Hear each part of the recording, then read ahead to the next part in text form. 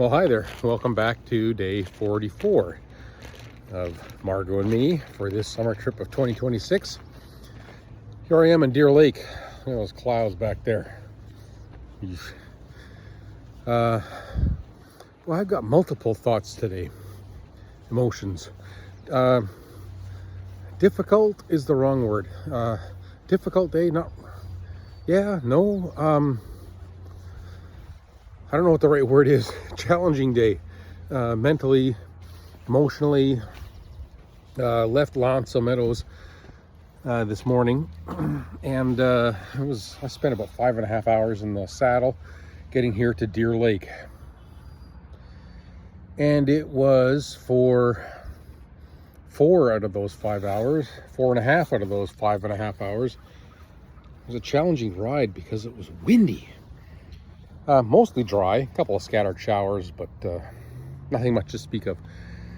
But it was windy, and so the bike was getting buffeted around a little bit, which is fine. Just makes it hard to relax on the road, and again, having to get my mindset into the fact that the bike is big. Between the bike and the gear that's strapped down onto the bike, it's just short of 1,000 pounds, and I'm 200 and some. So the bike can handle the wind, but there's this feeling of when it's windy like that, I got to hang on to the bike to make sure it doesn't go.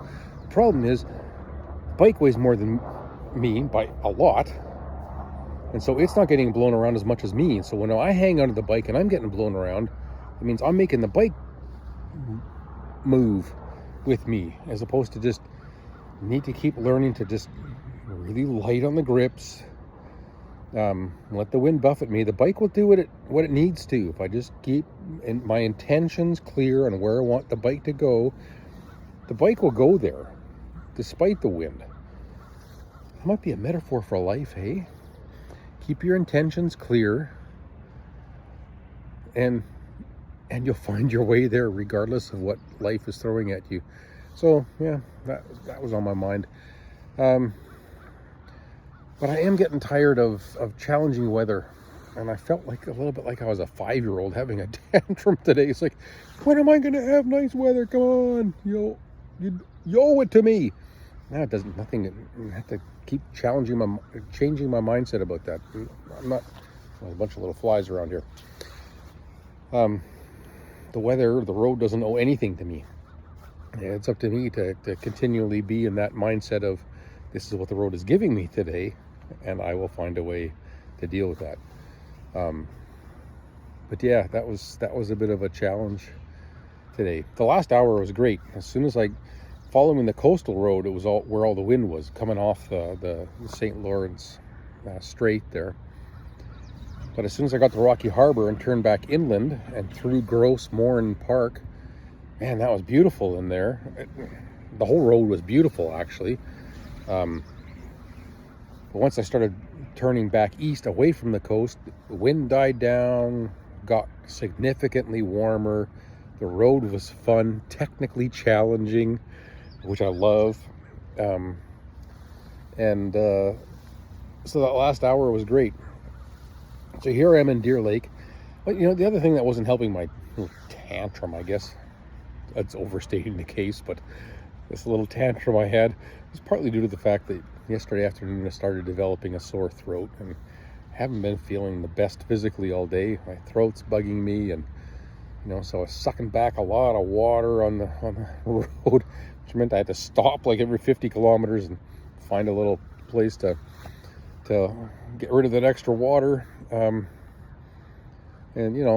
that's just, yeah, not at my best.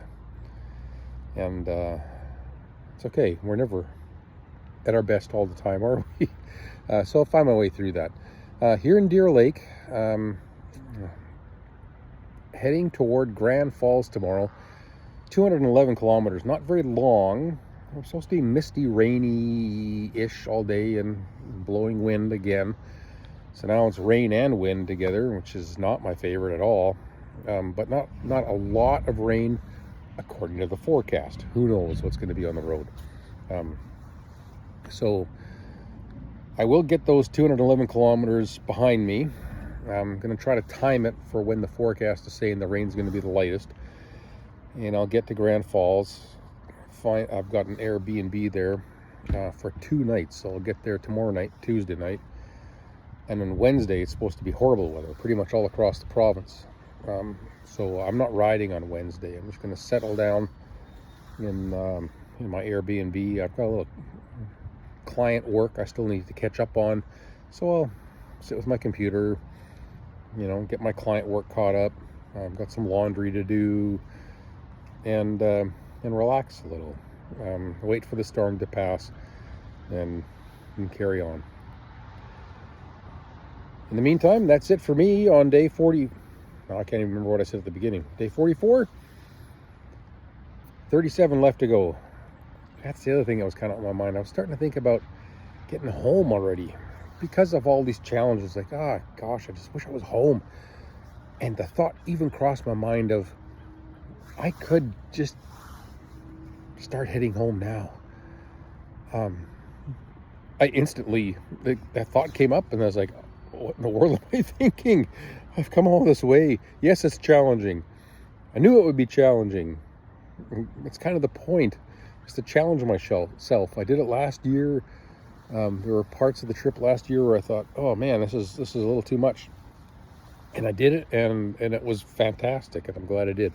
So, here I am. I've come all this way. Why in the world did that thought come up that maybe I should quit now? I'm gonna go through it, and I'm really looking forward to a bunch of the rest of the road. Twillingate, and that all those little northeastern peninsulas I'll be riding, and getting to St. John's by Saturday. And I'll be on the east side.